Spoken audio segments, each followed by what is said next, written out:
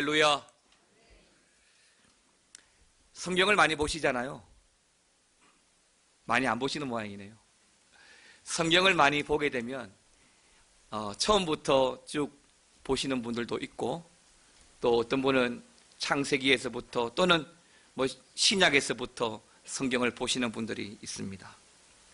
성경을 보다 보면 성경이 여러 부분으로 분류되어서 나누어져 있습니다. 구약은 39권이고 신약은 27권입니다. 근데 신약 27권 중에 대다수를 차지하는 성경이 바울 서신이라고 합니다.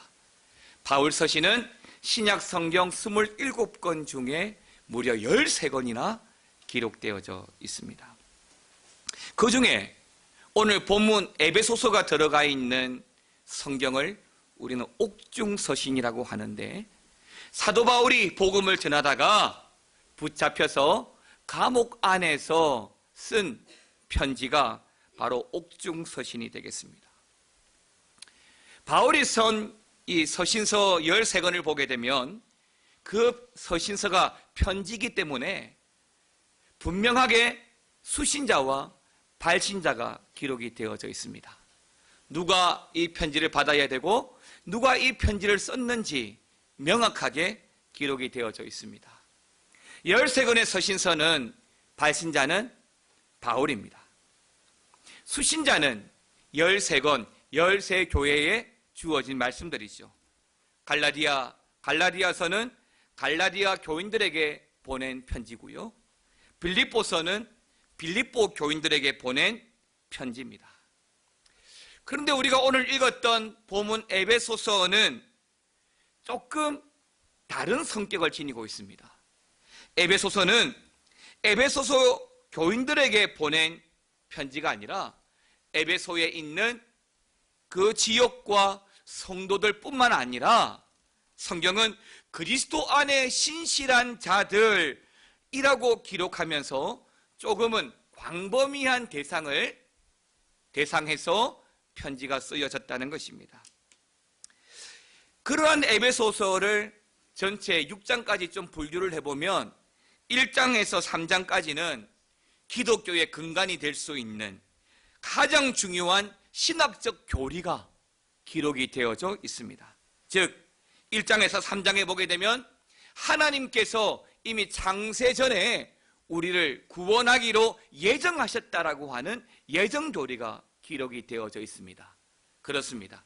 사람이 노력하고 수고한 만큼 구원을 얻는 것이 아니라 하나님의 은혜로 말미암아 예정되어졌고 예정되어진 자가 구원받는다는 놀라운 그 예정론, 그 말씀이 기록이 되어져 있습니다. 또 하나 4장에서 6장까지는 그렇게 하나님의 예정으로 말미암아 선택되어지고 구원받은 우리 성도들이 어떻게 살아가야 되는지 그 삶의 실천적인 부분과 윤리적인 부분에 대해서 기록을 하고 있습니다. 즉 예수 믿고 예수님을 영접한 구원받은 성도들은 복음을 경험한 성도로서 그 복음에 합당하게 살아가야 된다는 것입니다. 그런데요, 이 사실을 예수 믿는 사람들은 너무너무 잘 압니다. 오늘 시온 찬양대가 찬양했던 것처럼 하나님의 말씀에 생명을 걸고 그 말씀에 순종하고 살아가야 된다는 것을 너무너무 잘 압니다. 그런데요, 본문에서는 그렇게 살아가는 성도의 인생을 방해하는 세상에 많은 유혹들이 있다라고 말하고, 그 세상의 유혹들에 대해서 우리가 어떻게 할 것인가 성경은 싸우라고 이야기합니다. 그런 맥락 속에서 오늘 본문의 말씀을 함께 볼 수 있기를 원합니다.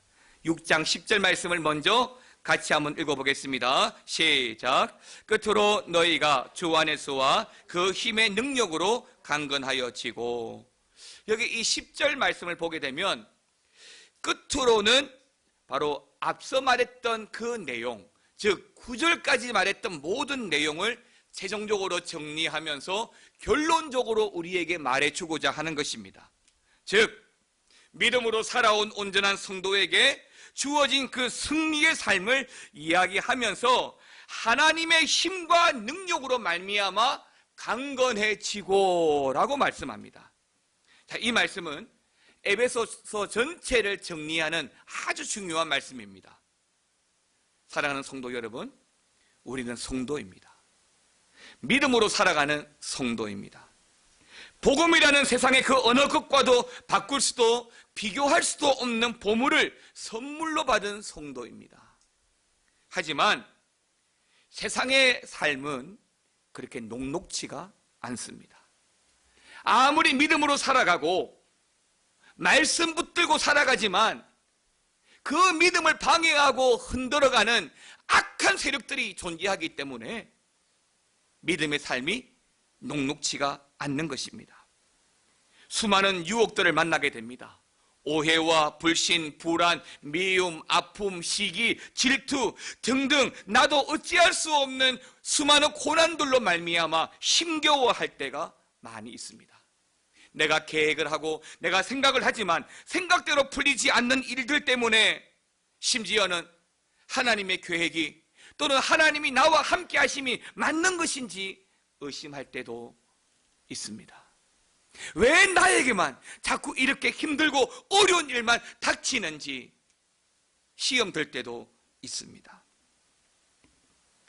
때문에 성도는 세상을 살아가면서 부득불 그러한 상황, 하나님의 사람으로서 믿음으로 살아가야 되지만 그 믿음을 방해하는 보이지 않는 악한 영들, 사단의 세력들이 존재하기 때문에 우리는 세상을 살아가는 동안 불가피하게 그런 보이지 않는 영적 세력들과 수많은 영적 전투 가운데 살아가게 되는 것입니다. 또 수많은 영적 전투가 우리에게 부득불 주어진다는 사실에 대해서 오늘 본문에서 사도 바울은 우리에게 말씀하시고 있습니다. 사랑하는 성도 여러분, 수많은 나라들이 전쟁을 하고 전투를 합니다. 그 전쟁 때문에 수많은 사람들이 지금도 죽어가고 있습니다. 눈에 보이는 전쟁은 보이는 대로 준비하고 보이는 대로 싸우면 쉽습니다. 그러나 눈에 보이지 않는 전쟁은, 영적인 전쟁은 보이지 않는 것이기 때문에 힘들고 어렵습니다. 때문에 사도 바울은 조금 전 읽었던 10절 말씀을 통하여 너희가 주 안에서 주님의 힘의 능력으로 강건하여지고 라고 하는 말씀을 통해서 보이지 않는 악한 영과의 싸움에서 주님 안에서 주님께서 공급하시는 힘으로 싸워야 될 것에 대해서 말씀해 주시는 것입니다. 사랑하는 성도 여러분, 하나님께서 우리를 믿는 자로 하나님의 자녀로 예정하시고 택하심으로 천국 백성이 되었습니다. 때문에 하나님은 우리를 이 땅에 태어나게 하시고 60년, 70년, 80년, 100년을 살아가게 하면서 하나님께서 우리에게 당부하시는 것이 뭐냐면 잘 싸우고 오라는 것입니다. 마침 여러분의 자녀들이 학교를 갈 때 또는 다 큰 자녀일지라도 직장을 갈 때 부모님이, 어머님이 하신 말씀, 잘 다녀와, 건강하게 다녀와, 재밌게 놀다가 와, 공부 열심히 하고 와, 이런 모든 말들이 바로 하나님의 그 말씀과 동일한 것입니다. 세상과 싸워 나가서 뒤떨어지지 아니하도록 열심히 공부해야 되고, 많은 교통의 지옥과 많은 위험 속에서 안전하게 다녀올 수 있도록 당부하는 부모의 말씀처럼 하나님께서 이 험한 보이지 않는 영적 세계에 우리를 내어놓으시더라도 우리가 믿음으로 말미암아 그 영적 전투에서 잘 싸우고 돌아오라고 말씀하시는 것입니다. 예수님은 우리에게 화평을 주러 온 것이 아니라 검을 주러 오셨다라고 말씀하신 적이 있습니다. 여러분, 이 검에 집중을 하십시오. 화평을 주러 온 것이 아니라 검을 주러 오셨다라고 하는 이 검은 바로 조금 후에 제가 말씀드릴 유일한 공격 무기, 곧 말씀의 검입니다. 예수님께서 우리에게 말씀을 주시기 위해서 오셨습니다. 예수님께서는 공생애를 시작하시면서 곧장 40일 금식 기도를 작정하셨습니다. 그리고 40일 금식 기도가 끝날 무렵에 마귀의 공격이 아주 치열하게 들어옵니다. 그 마귀와의 보이지 않는 영적 전쟁 속에서 예수님께서는 말씀으로 승리를 하셨습니다. 때문에 우리도 오늘 그러한 주님의 승리를 기억하고 오늘 말씀을 통해서 하나님의 전신갑주를 입고 하나님이 이미 승리하신 그 전투를 승리의 경험을 감당하는 저와 여러분 되시기를 먼저 주님의 이름으로 축원합니다. 오늘 말씀을 통해서 영적 전투 준비가 잘 되어졌는지 말씀을 통해서 확인할 수 있기를 원합니다. 먼저 첫 번째 말씀은 10절에서 13절까지의 말씀인데 싸움의 대상을 잘 파악하라는 것입니다. 여러분 본문의 10절, 13절까지의 말씀을 같이 한번 성경을 보면서 읽어보도록 하겠습니다. 끝으로 너희가 주 안에서와 그 힘의 능력으로 강건하여지고 마귀의 관계를 능히 대적하게 하기 위하여 하나님의 전신갑주를 입어라. 우리의 씨름은 혈과 육을 상대하는 것이 아니요 통치자들과 권세들과 이 어둠의 세상 주관자들과 하늘에 있는 악한 영들을 상대함이라. 그러므로 하나님의 전신갑주를 취하라. 이는 악한 날에 너희가 능히 대적하고 모든 일을 행한 후에 서기 위함이라. 아멘입니다. 여러분 성경의 12절 말씀을 보십시오. 이 12절 말씀을 보게 되면 우리가 싸워가야 할 대상들이 나옵니다. 12절에 누가 나오죠? 통치자들이 나옵니다. 권세자들이 나옵니다. 어둠의 세상 주관자들이 나옵니다. 하늘에 있는 악한 영들이 나옵니다. 이런 우리가 싸워가야 할 그 대상자들은 이 인간의 영역 속에 이 땅 가운데 있는 사회적 존재들입니다. 그런데 성경은 이러한 존재들을 뭉퉁거리로 뭐라고 이야기하느냐면 우주의 지배자다라고 말합니다. 즉 세상 주관자들이란 말 자체가 최고의 악한 영적 세력들을 이야기하는 것입니다. 또한 이 에베소 지역을 한번 보십시오. 바울이 지금 에베소 교회에 편지를 보냈습니다. 근데 이 에베소 지역에 대한 바울의 관심이 참 특심인데 이 에베소 지역의 영적 상황을 보게 되면 우상 숭배가 만연하고요, 음란하고 음행이 만연하고요, 심지어는 많은 헬라 문명의 문화들이 에베소 안으로 들어와서 하나님과 상관없는 굉장한 인본주의적인 문화가 발달해져 있었습니다. 이런 모든 것들이 사실은 신앙생활을 방해하는 하나하나의 요소가 되는데 이러한 것들을 성경은 세상의 주관자다라고 말하고 있습니다.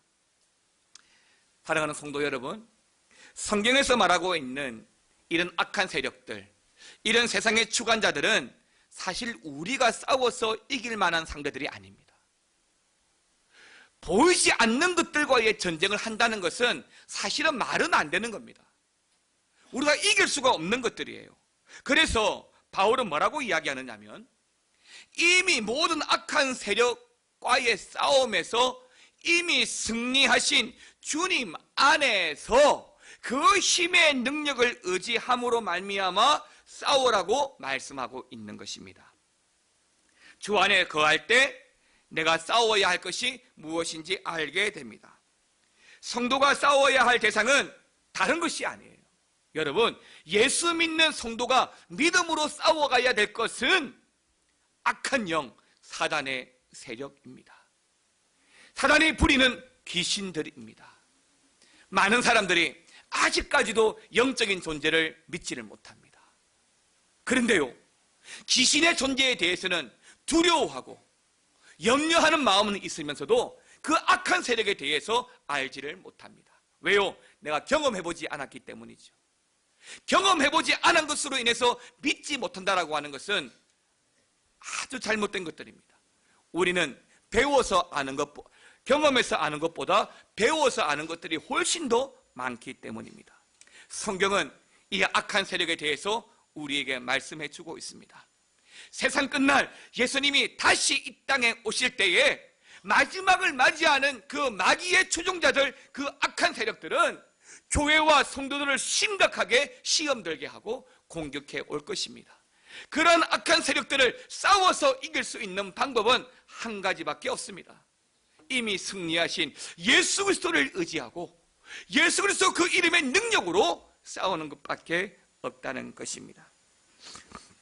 사랑하는 성도 여러분, 이런 보이지 않는 악한 영들이 얼마나 많이 세상에 침투해 있는지 모릅니다. 여러분, 우리는 천사장을 호명할 때 엘이라고 하는 하나님 대명사를 붙여서 원어로 기록되어진 것을 압니다. 그래서 미가엘, 가브리엘이라고 말하죠. 미가엘, 가브리엘은 소식을 전하는 천사장이고 또 지키는 천사장입니다. 근데 또 하나의 천사장이 있었죠. 누굽니까? 루시엘입니다. 루시엘도 천사장이었습니다. 노래하고 찬양하고 그런 천사장이 교만하고 타락하여서 하나님으로부터 쫓김받아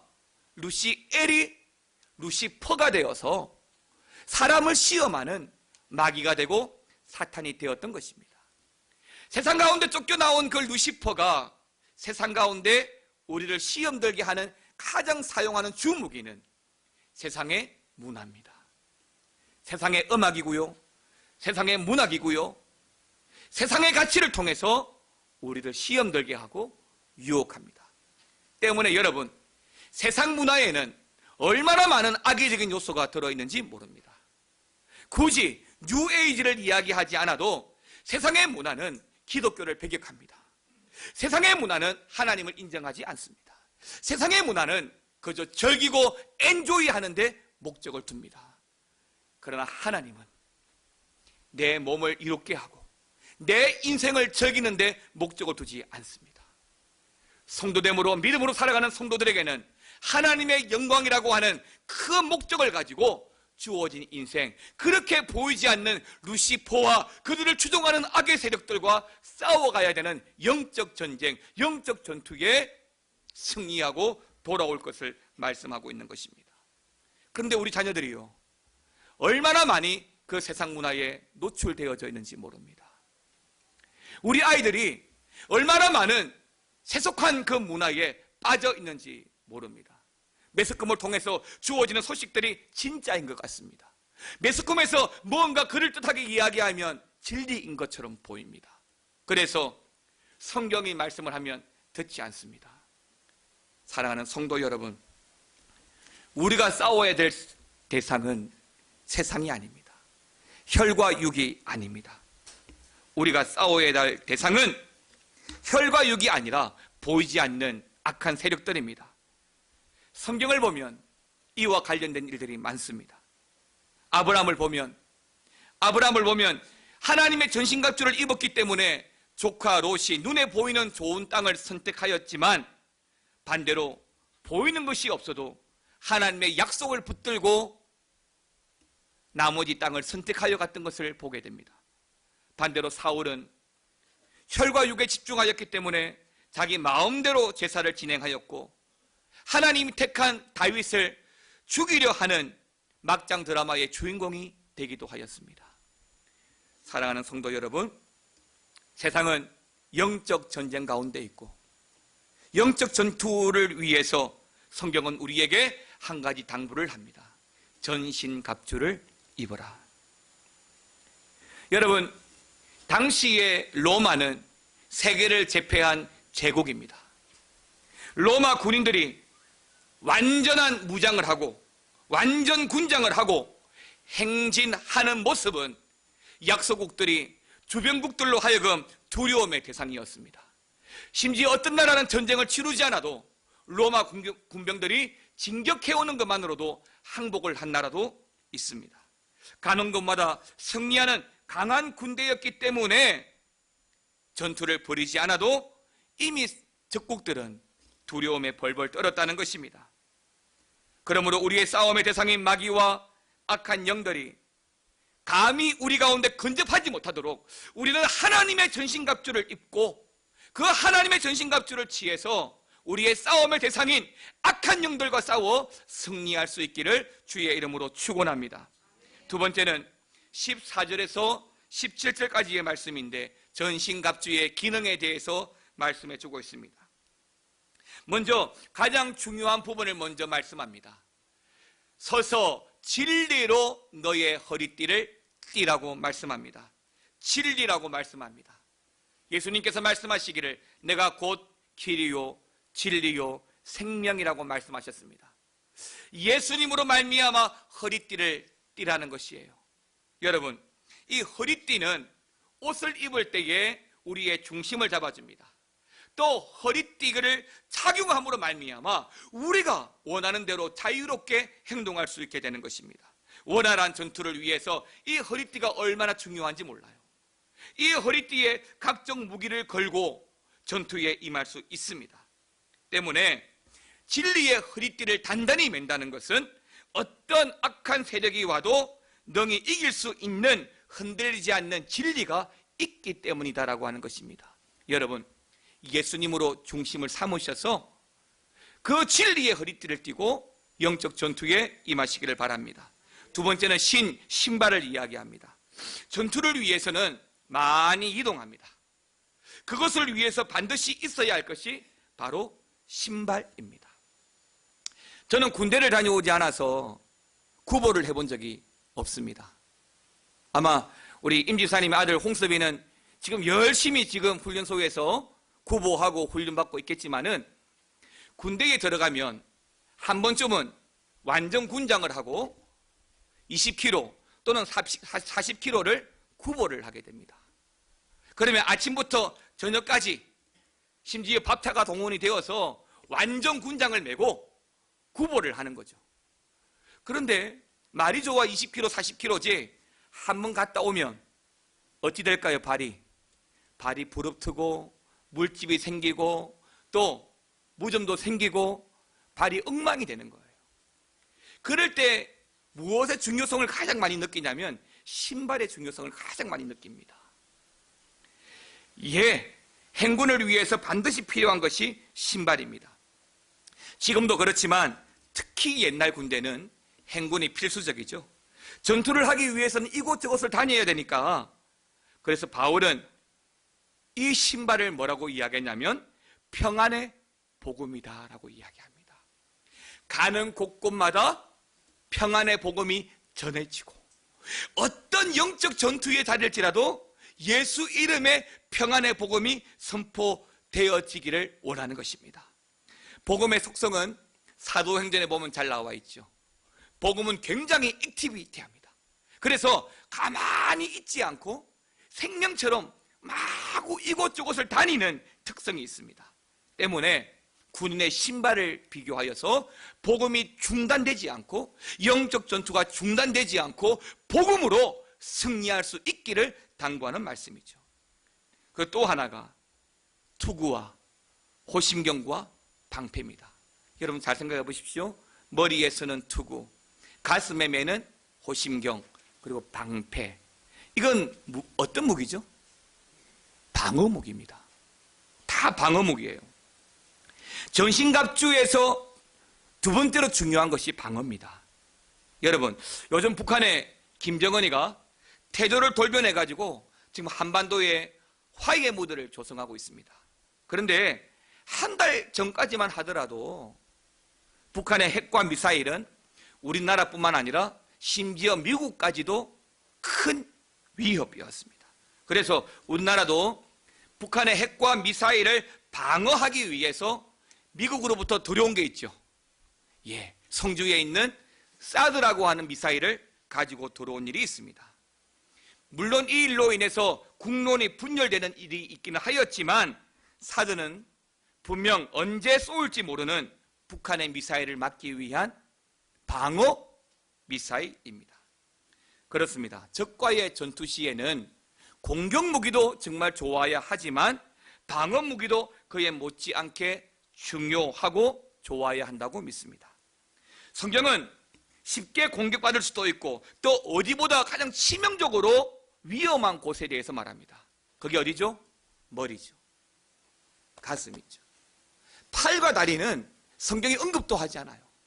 팔과 다리에 칼에 찔리고 총에 맞는다고 사람이 죽지는 않습니다. 그런데요, 머리와 가슴은 한 방이면 죽습니다. 가장 위험한 곳이죠. 그래서 성경은 그 가장 중요하고 위험한 곳에 구원의 투구를 쓰고 이 가슴에는 의의 흉배를 붙이고 앞에는 믿음의 방패를 통해서 하나님을 향한 그 믿음으로 말미암아 구원받고 하나님의 의가 이루어지도록 그렇게 준비하라고 말씀하고 있는 것입니다. 결국 구원은 하나님의 영역이기 때문에 사탄이 절대 흔들 수 없습니다. 그 어떤 공격도 구원의 투구와 의의 흉배와 믿음의 방패를 들고 살아가는 성도들에게는 통할 수가 없는 것이지요. 때문에 방어의 주 목적으로 하는 방패가 믿음일 수밖에 없는 것은 믿음으로 말미암아 구원받고 그 믿음 때문에 우리가 세상을 살아갈 수 있기 때문인 것입니다. 마지막으로 검입니다. 마지막 이 검이 성경에 기록된 유일한 공격 무기입니다. 그 검을 바로 하나님의 말씀이라고 했습니다. 조금 전에 찬양대가 불렀던 찬양처럼 하나님의 말씀에 생명을 거는 자, 그 말씀에 순종하고 살아가는 자를 기억하십시오. 왜요? 그 말씀이 공격 무기이기 때문입니다. 예수님께서도 40일 금식 기도가 끝난 직후에 마귀에게 3번씩이나 큰 시험을 받았을 때에 그 영적 전투에서 하나님께서 말씀의 검으로 그 마귀들을 물리치고 이기신 것을 보게 됩니다. 여러분, 만약에 사단이 귀신이 나를 시험하고 공격해 들어옵니다. 그때 여러분들이 큰 소리로 날 유혹하고 시험하는 사단아 물러가! 라고 해봤자 소용이 없어요. 주신 말씀대로 예수의 이름 붙들고 선포할 때에 능히 승리하게 되는 줄 믿습니다. 하나님의 전신갑주를 취한 이 로마의 군사의 모습은 적들이 두려워하는 것이죠. 여러분 한번 상상해 보시기 바랍니다. 우리가 하나님의 구원의 투구를 쓰고 의의 흉배와 믿음의 방패와 평안에 예비한 신발을 신고 말씀의 검을 들고 나아갈 때에 마귀가 한 길로 왔다가도 7길로 도망하게 되는 줄 믿습니다. 그런데 만일 여러분 한번 생각해 보십시오. 머리에는 멋진 구원의 투구를 쓰고 멋진 군복을 입고 멋진 무기를 딱 내고 가는데 신발은 고무신을 신었어요. 웃기지 않습니까? 아니, 신발로 멋진 워커를 신고 멋지게 군복을 입고 완전 무장과 최신 M2, K2 송을 들고 가는데 머리에는 모자는 나이키 모자를 쓰고 있어요. 웃기지 않습니까? 여러분, 하나님 앞에서 우리가 택함 받고 그 악한 세력들과 싸워갈 때는 이렇게 하나님의 전신갑주를 머리에서부터 발끝까지 완전하게 무장해야만 승리할 줄 믿습니다. 사랑하는 성도 여러분, 마지막으로 18절에서 20절까지 그 전신갑주를 취하고 성도란 사실을 잊지 않기 위해서 우리가 할 수 있는 것이 기도라고 말씀하고 있습니다. 18절에 보게 되면 성령 안에서 기도하라고 말합니다. 항상 기도에 힘쓰라고 말합니다. 사단이 두려워하는 전신갑주는 내가 만들 수 있는 것이 아닙니다. 하나님이 주시는 것이기 때문에 기도가 필요한 것입니다. 때문에 기도를 통하여 우리는 하나님의 전신갑주를 입고 악한 사탄과의 싸움을 싸워갈 수 있는 것입니다.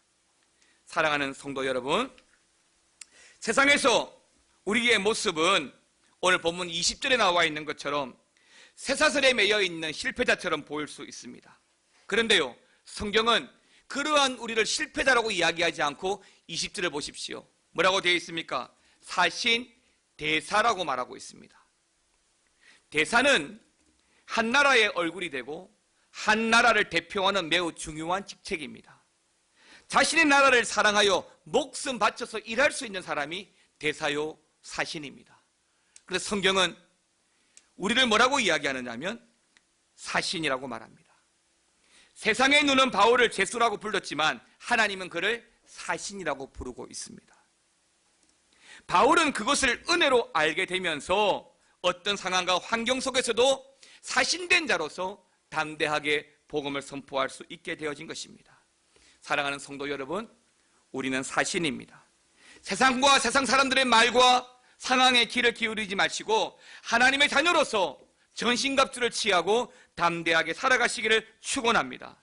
나의 능력이 아닙니다. 전신갑주를 취하는 내가 할 수 있는 것이 아닙니다. 기도를 통해서 하나님의 말씀으로 말미암아 전신갑주를 입어야 합니다. 그랬을 때에 여러분들이 어떤 전투에서도 승리할 수 있고 또 어떤 전투에서도 승전보만이 우리에게 주어질 줄 믿습니다. 흔들리지 않는 믿음, 흔들리지 않는 신앙으로 믿음의 전신갑주를 입으셔서 어떤 전투에서도 하나님의 승리를 경험하는 저와 여러분 되시기를 주님의 이름으로 축원합니다. 함께 찬양